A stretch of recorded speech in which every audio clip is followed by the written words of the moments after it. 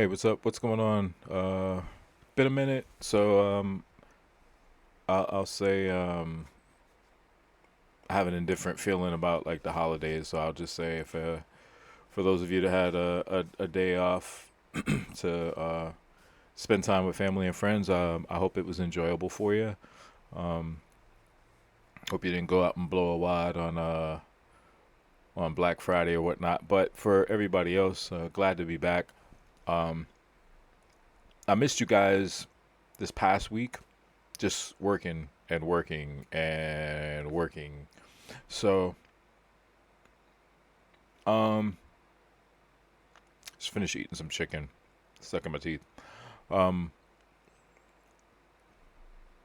Instead of going back 2 weeks, we'll just deal with like this present week and the fact that I haven't annotated anything on a chart. It's like it's ridiculous. Like that's what it looks like. So, we're gonna try to do this a simpler way. So I'm actually on daily NQ. And all we're really going to look at is this past week, this previous week, and look at it from a, we'll look at it from a daily, or excuse me, a weekly profile perspective. And then what I think I want to do is pull up the MNQ, which I had also kind of outlined and detailed from like a week or 2 weeks ago. That's a little bit cleaner than this is to be able to follow along, and it's essentially the same price action. It's just one is I obviously the micro, the other is the macro. So if we approach it from a weekly perspective, this bearish candle here, that's gonna be. Let me turn this music down. There we go. Get it out of here. All right, so here's your Monday bearish, right? So obviously we're not looking to do anything until we can kind of determine which direction the market is potentially going in. So when Tuesday takes out Monday low, you could very well anticipate, okay, Tuesday's going to be low of the week, but we don't know what Wednesday's going to do. There was some news this week, um, but again, the fact that it was a holiday week and I had been working and whatnot, wasn't really paying a whole lot of attention. But what we did end up getting was, again, a clear below Monday's low, and then that closure back inside. But what Wednesday did, day before Thanksgiving, Wednesday took out Tuesday low. So this would have been significant, even though obviously no trading on Thursday. However, if for whatever reason you just decided that you wanted to take a position, and I did it in a paper trade account, and I will stress I did it in a paper trade account, so nothing real. My bias immediately on the close of Wednesday when I looked in and saw this, I said, okay, well the likelihood is Friday is probably going to give us some bullish price action. Now, would it be bullish to the point where it's going to take out uh, Monday high? It's possible, but don't know. I my anticipation was just that it would close higher, and that's what we end up getting here. The open at Wednesday close, a small manipulation or mitigation of orders, and then basically a pretty good bullish candle. Now, as it stands right now, and how this would roll into this coming week. Today is Saturday, November the 30th. Just for anybody that's not aware of when this is recorded. Um, my I guess you could say my short analysis and my short version would simply be, this could be a continuation long because again, we've cleared out one side and we would be looking to take the other. That's one. The second aspect is if you just take basically the Monday candle wick low to the Monday candle wick high, for Tuesday, Wednesday, and Thursday, we've closed inside. We've taken out the low, but we're inside that candle range, which ideally would suggest, based upon just price action and structural delivery, we could be reaching back to this high. So, short term bias narrative, whatever you want to call it, I'd be looking for maybe that Monday high. to be a focus or a potential target for this upcoming week. Um, that's on the short end. So let's jump over to, as I said, like the MNQ, because I want to show you something there. And I've got some drawings and some things out here. So this, you know, necessarily have to worry about too much. That was me just looking at basically a 20, basically like a 20-day look back for the IPTA data range and where we might be, right? Um, so here I identified basically this volume imbalance, and I want to say that I pointed this out 2 weeks ago, but I'm not sure. I have to go back and watch the last bias video I did. But I marked out this volume imbalance and then also this fair value gap. And essentially this week, if you look at how price delivered, this is, you know, again, it's the micro and the mini, but based on that, this is Monday, Tuesday, Wednesday, and this is Friday. So as you can see, for the most part, the bodies are respecting that volume imbalance. However, we would probably still need some price action in here that will completely allow price to be balanced in this area, right? So that would again lead to the idea. Doesn't mean that it has to happen, doesn't mean it's going to happen this week, but that kind of supports the narrative and the idea that the closure below, or I can actually annotate on here for, and I'll just make that a 4. So all of the closures that occur inside of this Monday candle range low.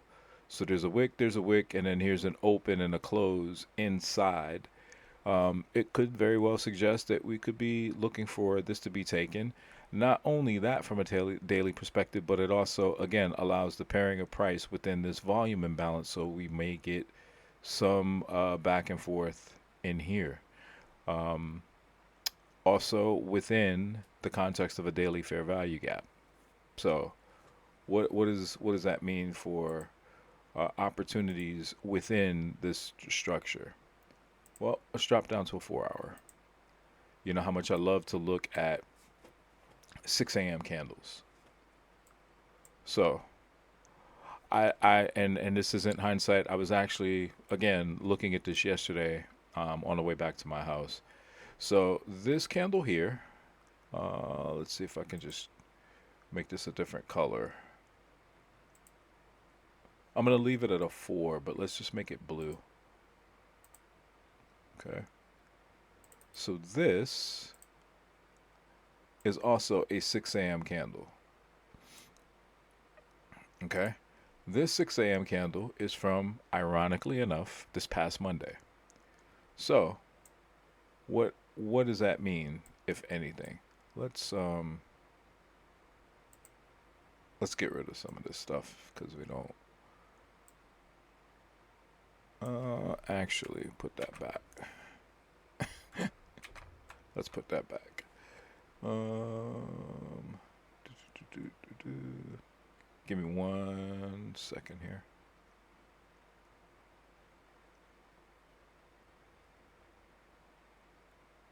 Oh, actually, that was for this. That's what that was for. Okay, so we can get rid of those, and we'll leave. Actually, I don't have to leave this one in. That's 2. Yeah, we can get rid of this one too. Sorry about that. On the fly, on the fly. Okay, so back to our regularly scheduled idea here. So again, same concept, same idea, right? I'm looking over to see if you can see what I'm looking at. So high, low. Okay, so here is that Monday candle range low. So we've had all of this movement where we've cleared the sell side twice. Okay. And I almost want to look at this as a low, high, lower, low kind of scenario. But to try to keep it somewhat simple, again, just looking at the candle range itself, this candle allowed us to close back just short of inside, but now we've closed again for. I know we've got all of these open and closures inside this candle range, but I'm going to say a definitive uh, bullish closure inside. I started to say for the second time.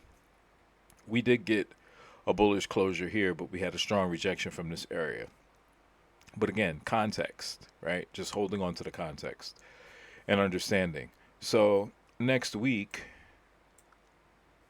it's possible that we get a continuation and maybe it doesn't run here right away because you're still looking at that daily fair value and this is only the 4 hours. So I would be interested to see how Sunday opens in terms of the 6 p.m. to 7 p.m. What mitigation occurs because again, in order for us to be successfully looking for this high, the open tomorrow doesn't necessarily have to be indicative of longs. However, I wouldn't be surprised if when we do get to the open tomorrow that we do get some bullish price action, which might finagle or trick some people to kind of funnel in the shorts, thinking that we're going to be looking for shorts.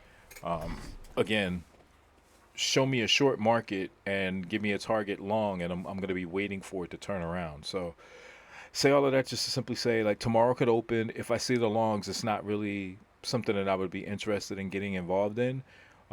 If tomorrow, say it opens, price opens and gaps up and it runs long and it takes out, you know, last Monday's 6 a.m. candle range high, great. You're still sitting on your hands just to kind of see at that point if that does occur. What does the rest of Sunday into Asia, into London, into Monday? What range gets produced? Um, and then refer back to the daily or even the weekly time frame to see where we might be in price, what we might be headed towards. Because again, I'm looking at the complete pairing and a somewhat of a balanced price range due to this volume imbalance that's sitting inside of a daily fair value gap. So these two things alone kind of let me know that yes, we'll probably get some pairing.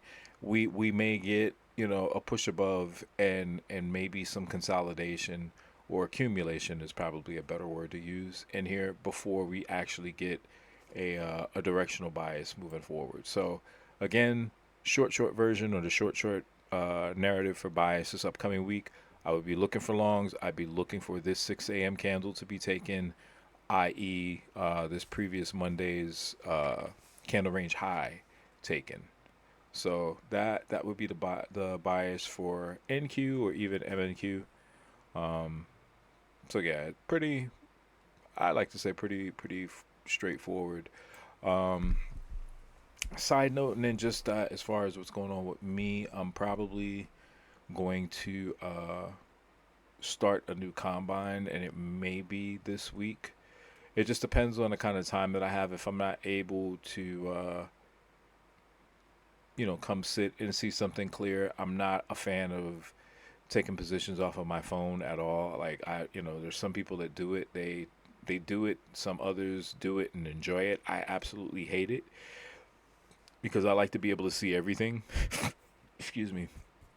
I like to be able to see everything, and I don't like not having certain tools and things at my disposal without me dragging my finger across the screen. So it's a little bit irritating.